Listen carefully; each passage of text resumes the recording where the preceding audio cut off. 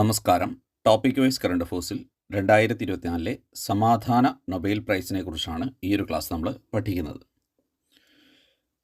2024 സമാധാന നൊബേൽ സമ്മാനം ലഭിച്ചത് ഒരു സംഘടനയ്ക്കാണ്.